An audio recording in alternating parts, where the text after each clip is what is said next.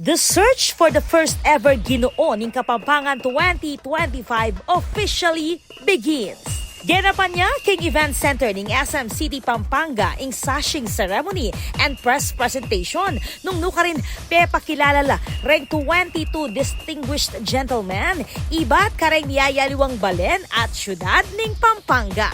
Each candidate proudly represents the values of ganaka, nuwan at kabyasnan, the core pillars of Kapampangan identity. GNK 2025 aims to showcase not just good looks, but intelligence, leadership, and cultural pride.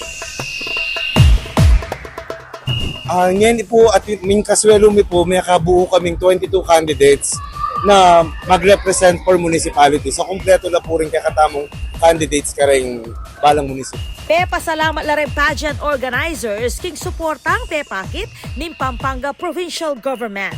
Mumunang dili po pasalamat kami kang Provincial Governor Nanay Pineda at kang Vice Governor Dennis Delta Pineda king suporta at pamag-approve da king proposal mi.